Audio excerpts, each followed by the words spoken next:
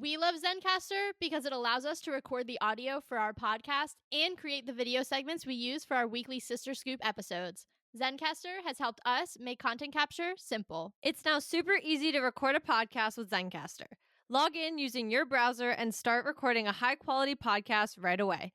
Record studio quality sound and up to 4K video with your guests, and feel a sense of zen knowing Zencaster's multi-layered backups ensure you always have your recordings in the highest quality, even if the connection is unstable. If you've thought about podcasting before and realized that you need a lot of different tools and services, those days are over. With Zencaster's all-in-one podcasting platform, you can create your podcast in one place and distribute it to Spotify, Apple, and other major destinations. Just go to zencastr.com/pricing and use our code SistersAssembled, and you'll get 30% off your first month of any Zencaster paid plan. We want you to have the same easy experiences we do for all of our podcasting and content needs. It's time to share your story.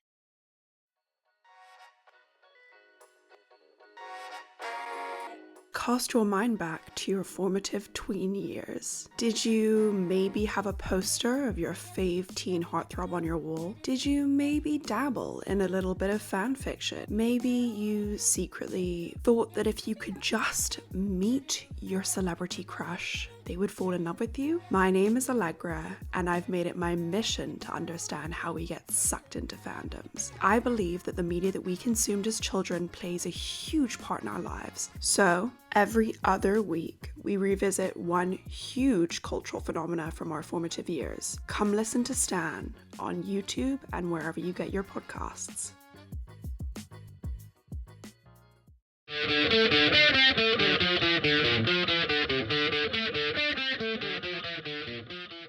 Hello and welcome to Sisters Assembled, your home for all things MCU.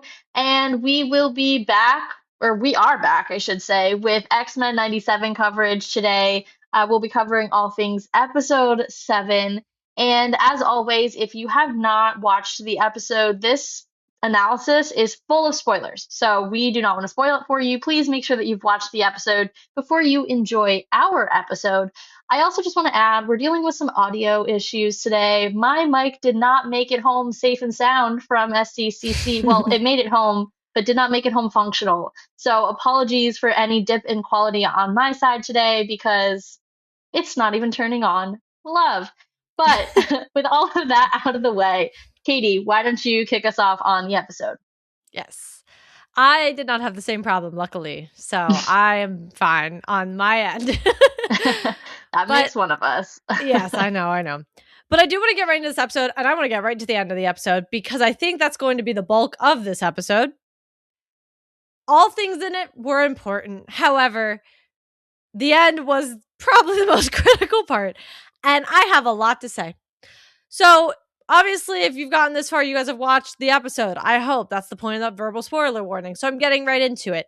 Obviously, our X-Force, because I almost said X-Factor, our X-Force team has made a reappearance. They've been gone a couple episodes because we've obviously been dealing with some of the other teams and things, and Danger Room came alive and everything else that's been happening.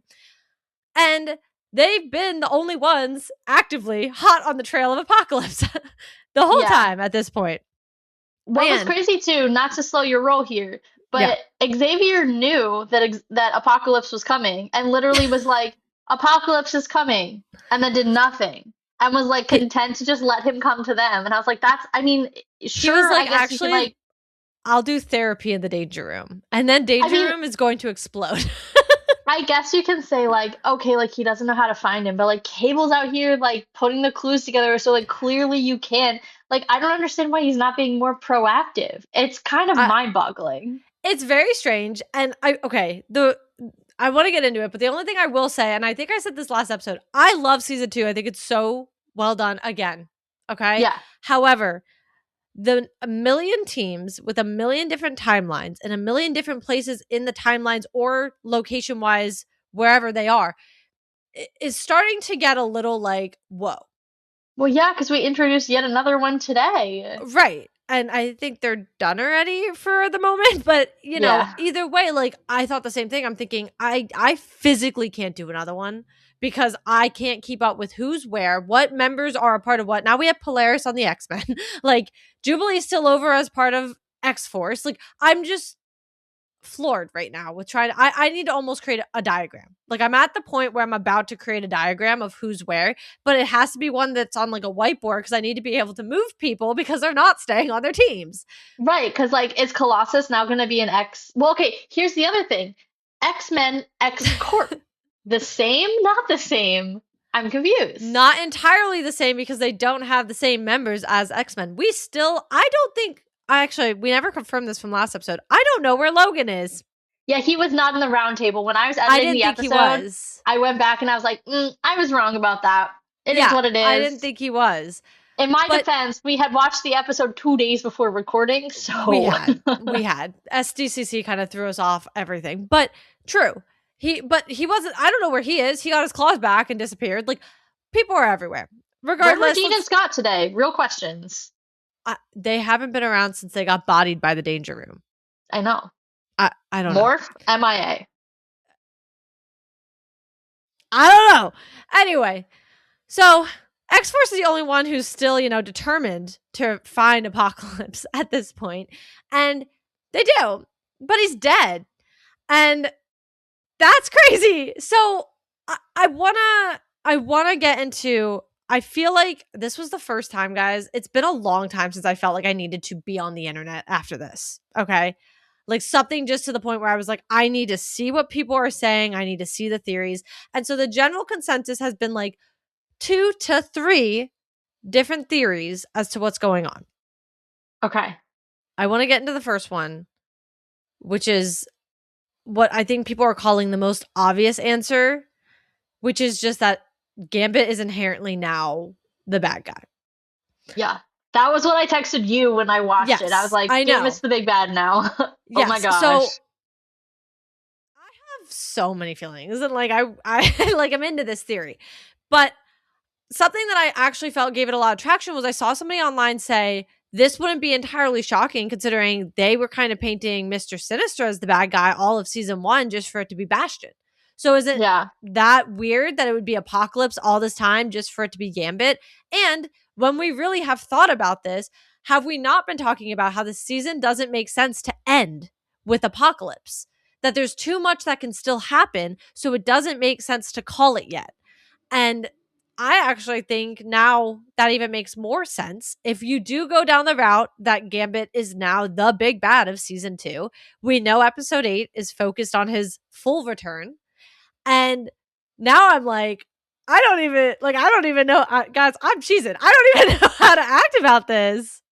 I mean, I have so many thoughts. I think my first thought was just like, holy crap, like, how strong do you have to be to defeat Apocalypse? Because if you think about back to the fight in ancient Egypt, after he had powered up, like made the transition from En Sabanor to fully Apocalypse, Magneto couldn't fight him or hold his own, plus Rogue, plus Professor X trying to, get into his mind. Like, a full squadron of X-Men could not take him down or really even put a dent in him.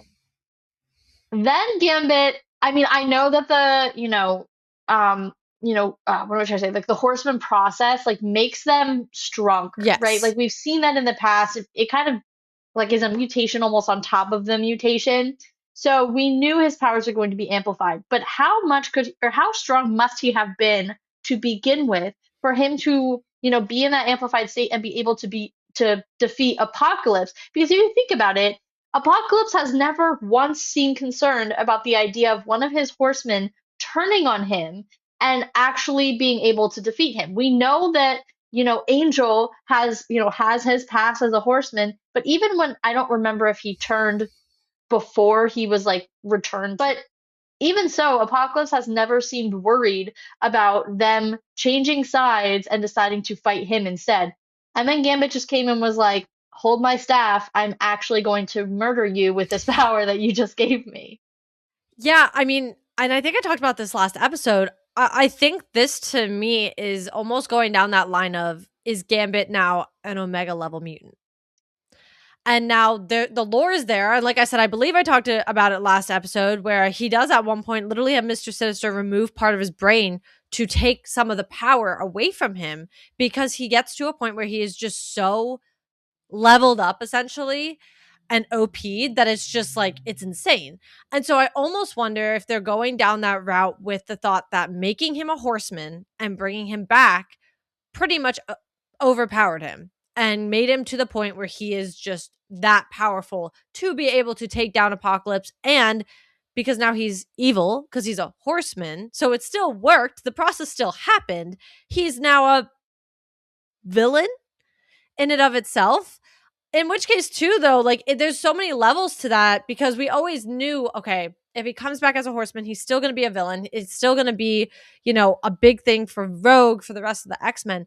But for him to come back and be the villain, I think is an entirely different ball game. And it's scary to me. This is where we start the stress thing, but it's scary to me to know we have 2 episodes left, because I'm sitting here thinking, if that's the path we're going, how do you wrap up having the big reveal of Gambit being the big bad and do that in 2 episodes on top of the emotional payoff you have to create as well?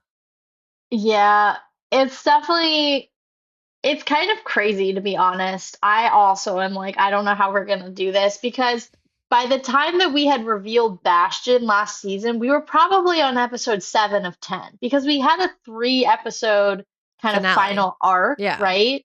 And now we've got to your point, I think it's called Dead Man's Hand, which is the episode that I think we're all gonna, really focus on Gambit. The X-Men, or at least X-Force, I should say, are now aware, or at least have some pretty good guesses as Yeah. to what killed Apocalypse. Um, so there's gonna be some alarm bells, I think, going around the different mutant teams. That said, I'm fairly certain episode 9 is titled like Survival of the Fittest.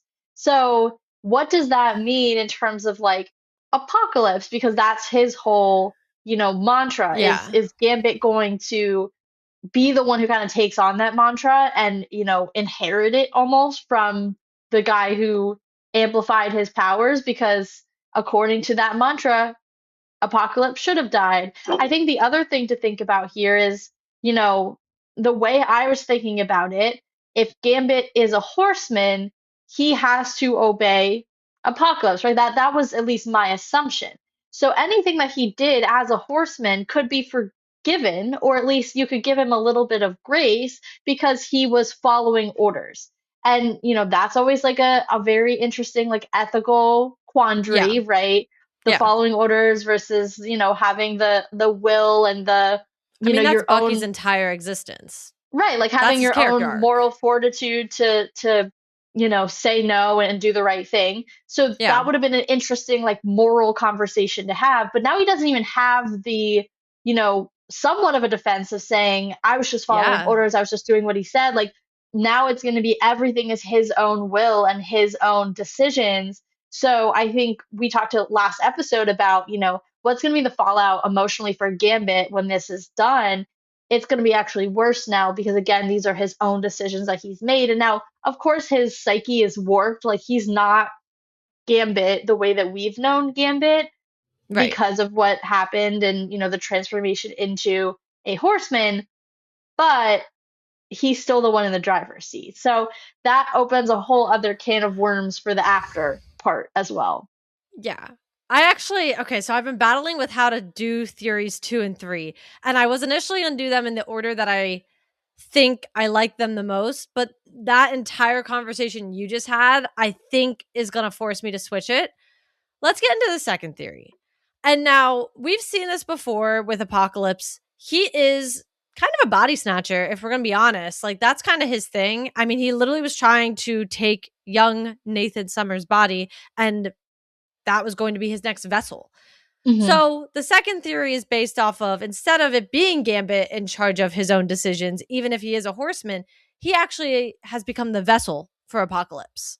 And he is now Apocalypse in Gambit's body. That is theory number 2 that I've been seeing kind of out there in the wide web, if you will. I like it. I think it also ties, you're right, it ties back to that first episode with Nathan. Here's my question though, and this came up when I was trying to edit last week's episode. So we had the version of Apocalypse that was in the future with Scott and Jean and Nathan and that whole crew. And then we Right. had the version of Apocalypse that basically was created by Magneto and Professor X. Yep. Both of them time traveled. Which one of them is the one that's in the 90s? You keep getting ahead of me. All right. We're gonna kind of do theories 2 and 3 at the same time because I think it's gonna answer your question. Okay. So, or at least kind of sort of. It's all in the same conversation at this point.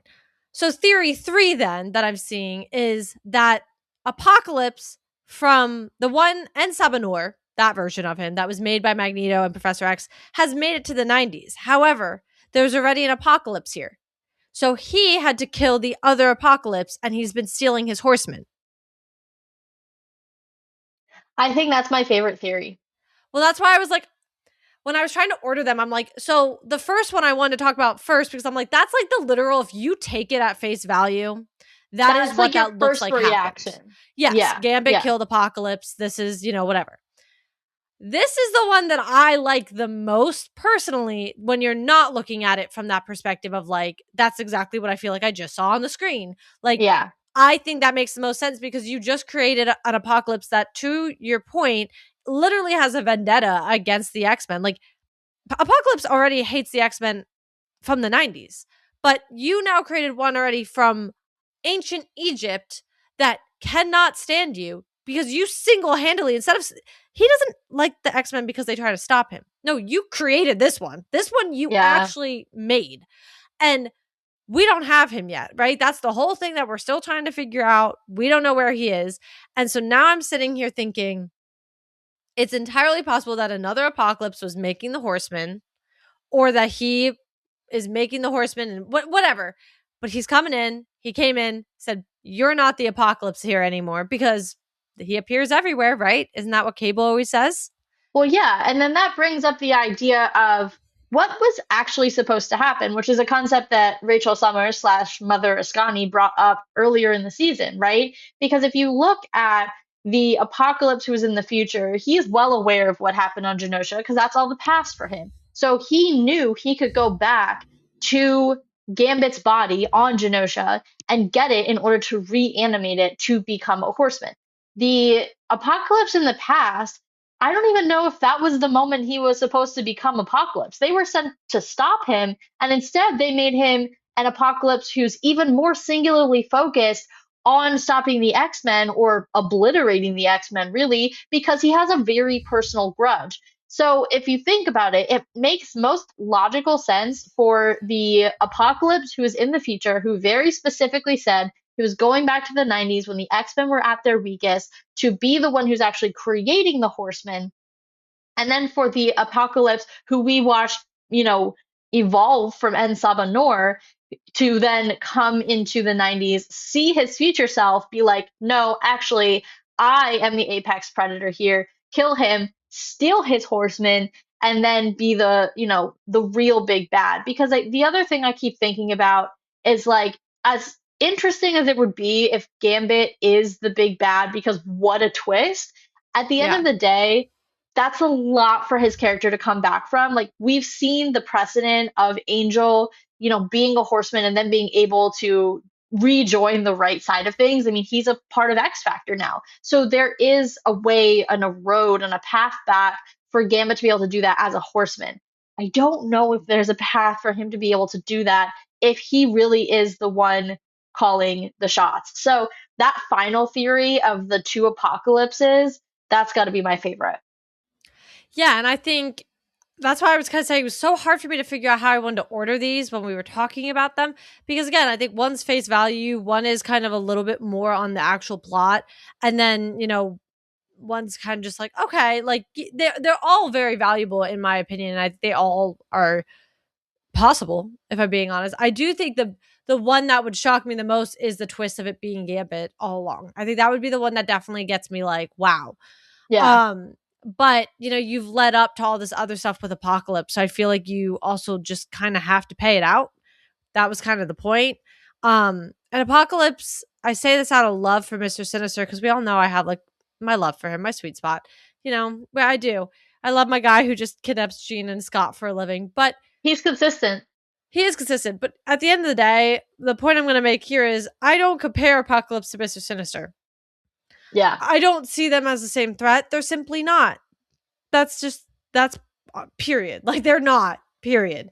And so I think, you know, yes, it worked last season to kind of have an entirely different character being the one that's kind of steering the ship, but I'm not entirely sure that works in this circumstance specifically.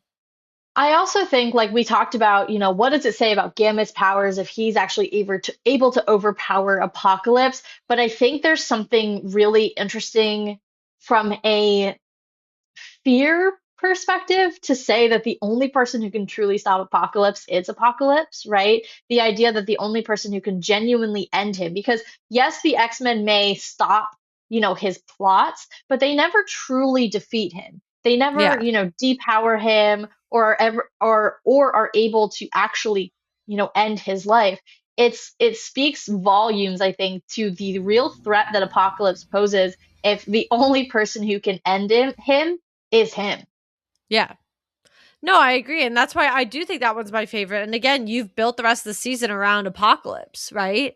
And like, I guess you can say that like two things were happening at the same time, like the past and the whatever. Like you could try and say that, but at the same time, I'm going to sit here and say that doesn't, I think, make storytelling sense to try and say, actually, the Apocalypse we're seeing Professor X and Magneto kind of form is the one we also know are making it's out here making the Horsemen in like our time. But like, I mean, literally the same, not the same one that like traveled through time and lived life, but I mean, literally is that one. Well, because if you think about it, like how, and not to get like too technical here, but like how would he even know how to create a horseman? Like he has not Right. had that lived experience that the apocalypse from the future has. Like he's already done that. He's already created the horseman.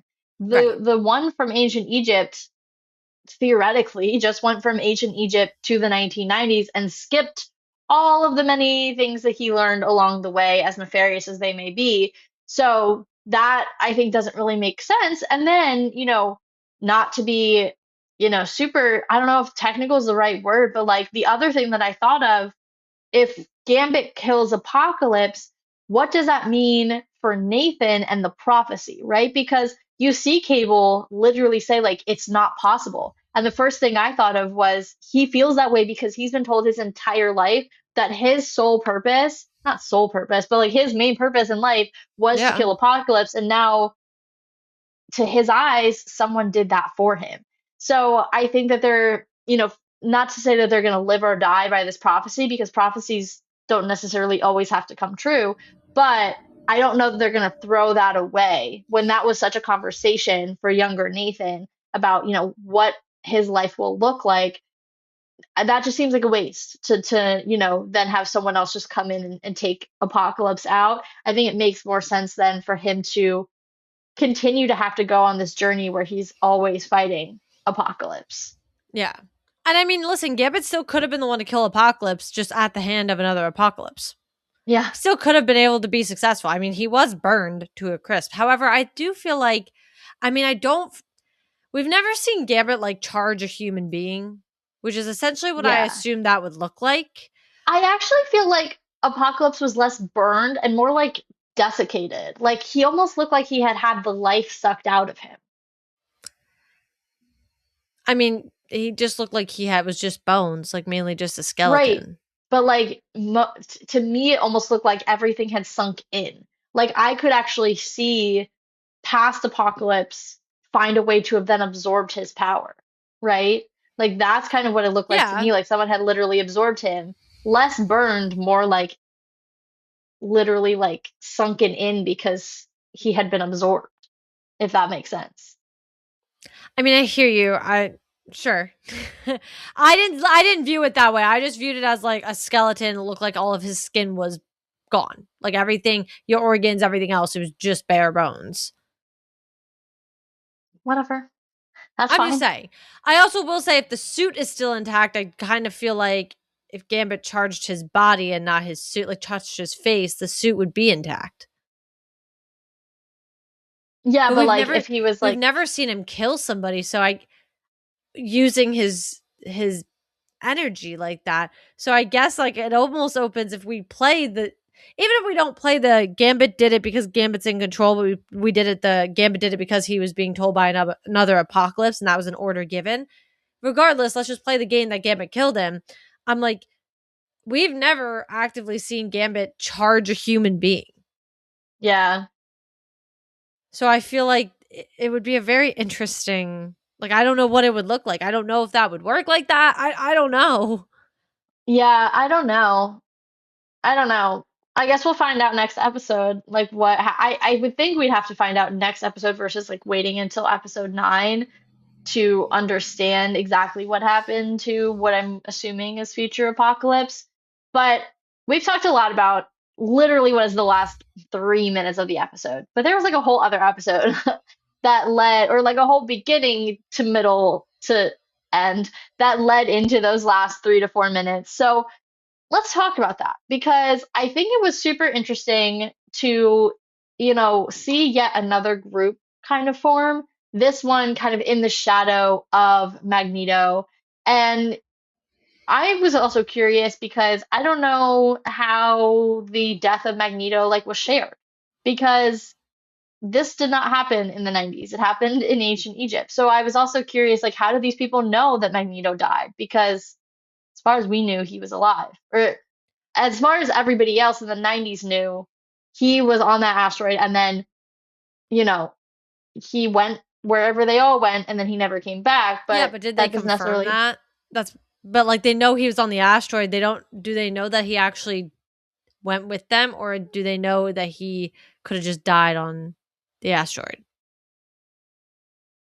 That's a good question. I Like don't I'm know not who's sure like I don't sharing know if present information. day is well aware, because if you think about it, they didn't know where the X-Men went at all. They didn't know they went back in time. The only people who were keeping hard tabs on trying to find them and stuff were Bishop and Forge.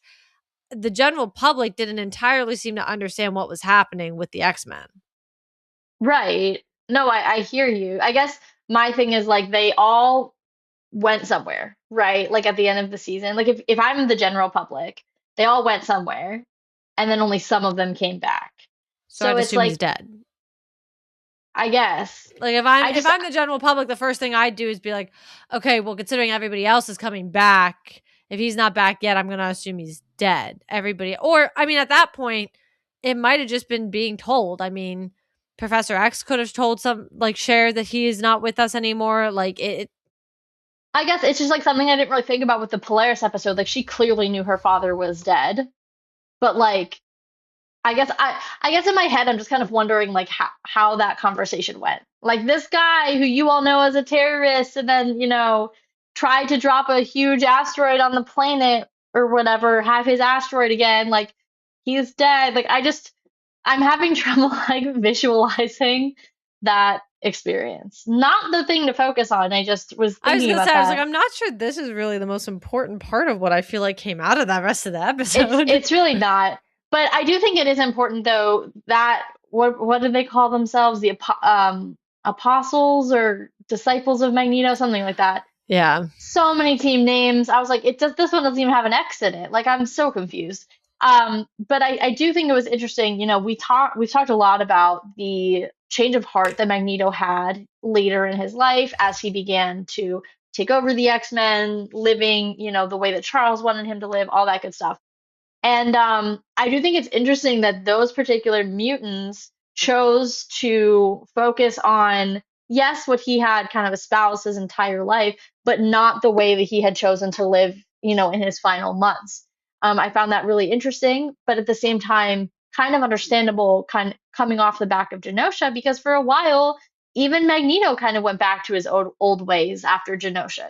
He felt like the what is like what am I trying to say here? Like Charles's dream could not be possible because the mutants would never be allowed to live in peace, and then he kind of circles back when they go back in time. But I found that super interesting, kind of because we've seen this trajectory from Magneto that these mutants chose to kind of cut off basically before he became an X-Man. Yeah, but then to your point, he like does a couple circles, because he circles from his original thought to being an X-Men, so trying to live in the way of Professor X, if you will, to then circling back to his original stance after Genosha.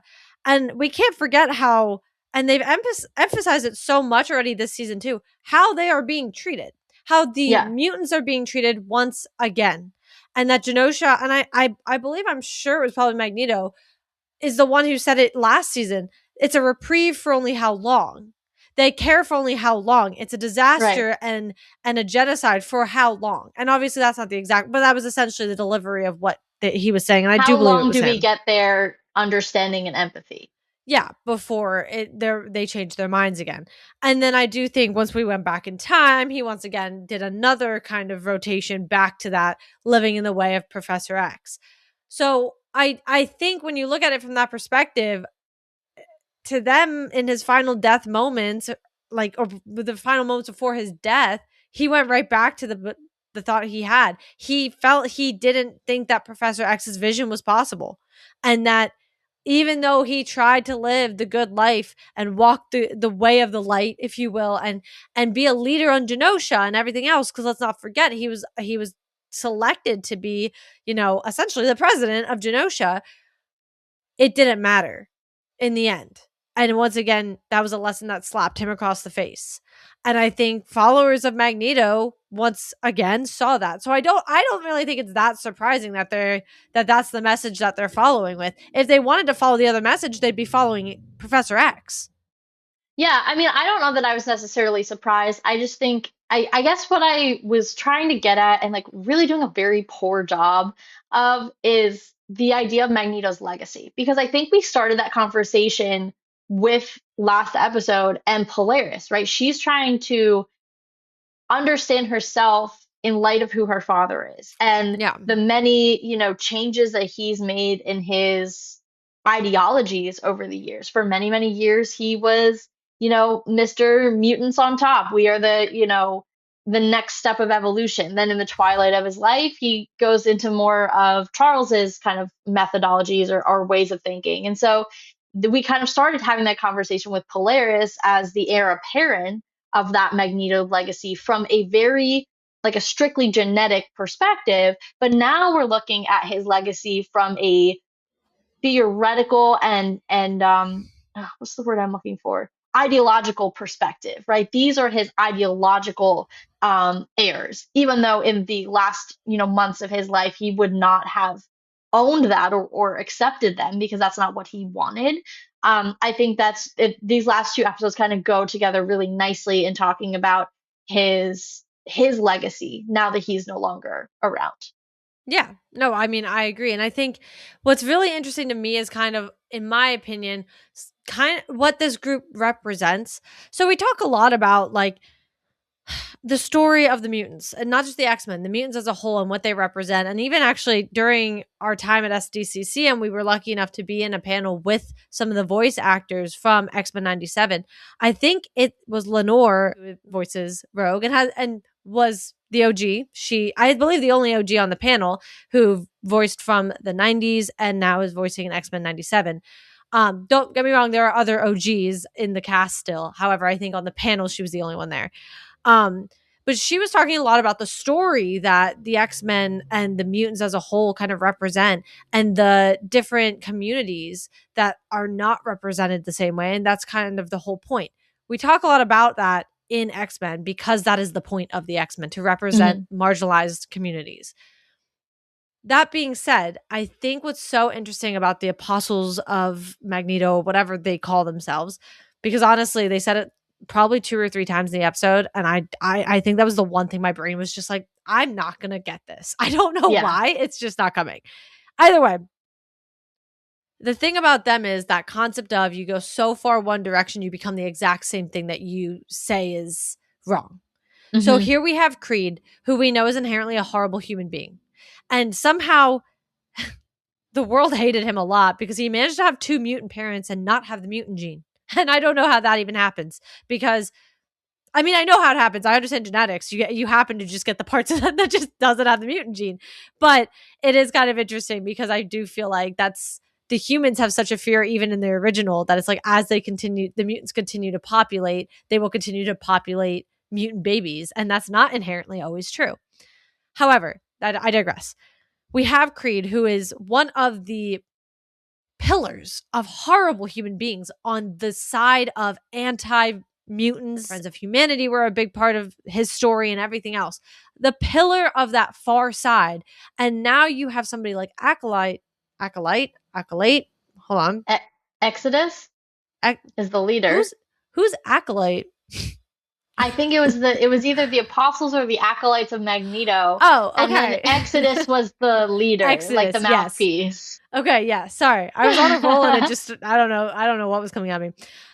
But then you have Exodus, who is spewing Magneto's perspective, which is inherently in of itself is already kind of like this more hot take, if you will, of how mutants should live. It's already kind of that bigger idea that's just a little like, oh, that's kind of intense.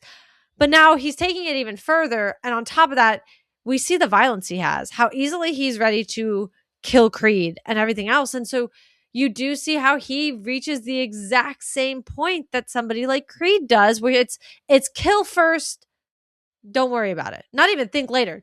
Kill first, don't worry about it. They're a bad person in my perspective because they go against my cause and they hurt my perspective of my people, and therefore I think they don't deserve to live anymore. And so you do see that they're the same. They're two sides of the same coin. 100%. And it's not even that you're hurting my cause. It's that you're not from my group. Period. The end. Yeah. Exodus hates Creel because he's a human. And yeah, I mean, yes, Creel has committed lots of crimes against. Is it Creel? Have I been calling him Creed? I'm fairly certain it's Creel. Girl, I'm having a day. My brain is fried. But like, I also don't 100% feel confident in that because you kept saying Creed, and I was like, am I wrong? So it's either Creed or Creel, and that's super embarrassing that we are like that struggling. I'm gonna look it up in real time. We're gonna pull the curtain down while she looks this up. First off, we already said that we're having mic issues, right? Now, if you're watching us on video, you would also notice that my camera has shifted quality because apparently my camera gave up partway through this. In it giving up, we've restarted one section of this podcast multiple times. Yeah. And I think we are absolutely fried at this point trying to record this. Yeah, it's not been a good day to be us. I also did not have internet for long periods of time today, so we weren't even sure that we'd be able to record. It's been not great. Oh, it is Creed. Creel is a different Marvel character. I'm actually really proud of that. Graydon Creed. I'm actually really proud of that because I was starting to worry when you said Creel. I was starting to worry. I'm thinking, now I did just watch Project Hail Mary, and like they talk about Rocky and Creed at one point. Like I was like, that just was current in my brain. So I was like, maybe I am saying the wrong thing because I just watched this. That's a different Marvel character. So, you know, see, the struggles are so real, y'all. This episode did not want to be made. Like, it really just did not. Which sucks because we really want to make it. But this episode has been fighting for its life against us. Yeah, so apologies if things look a little wonky. But or sound a little wonky. yeah, I mean, everything's a little wonky.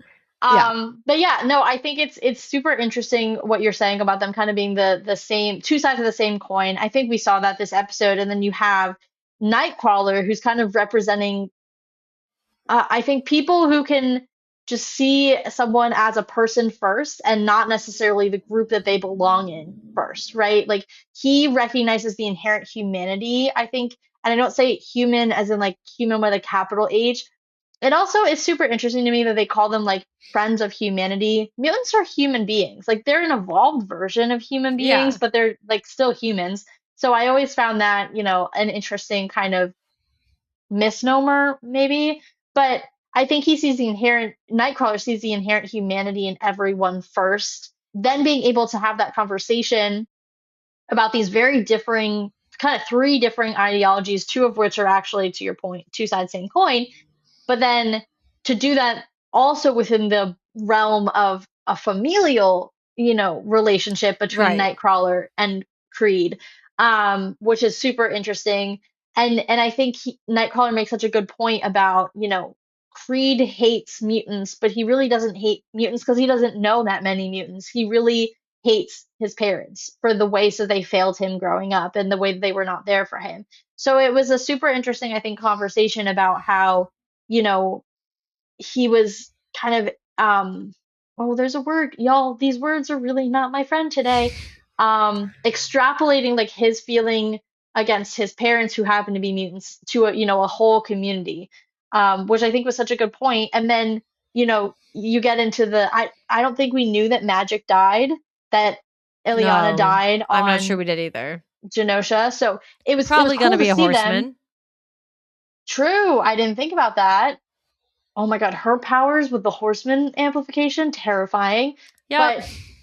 But they're cool characters. Like I know we've gotten them both in live action, but never together, which is odd. But I hope we get to see more of them. I think overall, one of the things I took away from this episode after having seen, we've seen most of the season at this point, they've really brought in a lot of characters this season. Like I Yeah. know we've seen Colossus and Magic before, but it's been cool to see like it's not just your traditional X-Men team. Like it sounds like Colossus is now joining the X-Men. He was moving on into the X-Mansion. So it's been very cool to see kind of how they're switching things up and swapping in different players. And I've really liked that. I think it keeps things really fresh. Yeah. And don't let my earlier complaint about the amount of characters be I agree. It's just more of that I can't keep track of where they're all finding homes on teams because Yeah. there's a million teams and also they And all then they're keep switching. moving. Yeah. They're not like even on an established team. They're like, I'm here, and then the next episode I'm here, and I'm like, okay, that's not fair.